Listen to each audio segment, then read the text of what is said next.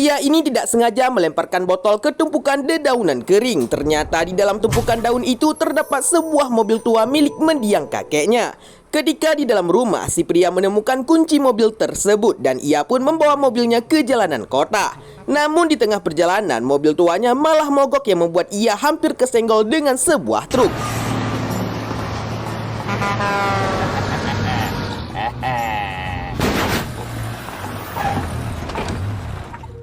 Beruntung mobil tuanya kembali bisa hidup dan ia pun kembali melanjutkan perjalanannya.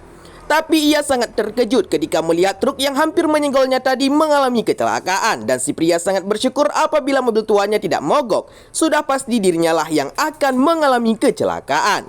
Keesokan harinya ketika si pria berada di sebuah parkiran, ia dihampiri oleh para gangster yang ingin memukulinya. Secara ajaib mobil tuanya bergerak dengan sendirinya.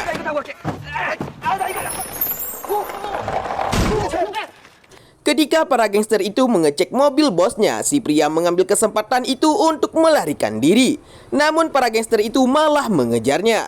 Hingga akhirnya mereka tiba di sebuah jalan buntu yang sedang ada perbaikan.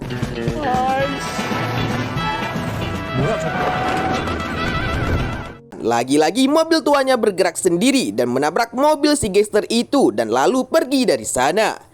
Sialnya ketika si pria bersama dengan temannya, mereka ditangkap oleh para gangster itu dan lalu dibawa ke sebuah dermaga. Karena suasana yang ricuh, para pekerja di sana pun menghampiri para gangster itu dan terjadilah pergelutan.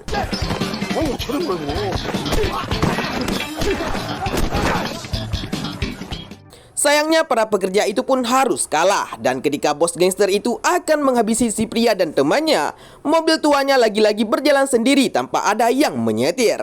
Hingga tiba di depan para polisi yang sedang berpatroli. Mobil tua itu menjatuhkan secarik kertas di depan para polisi. Para polisi yang paham jika itu sebuah kode mengikuti mobil tua hingga ke dermaga. Bos gangster yang menyadari jika polisi datang ke sana pun mencoba melarikan diri. Si pria yang melihat itu bergegas mengejarnya dengan menggunakan mobil tuanya. Si pria melajukan mobil tuanya dan lalu menabrak mobil bos gangster hingga terjungkal.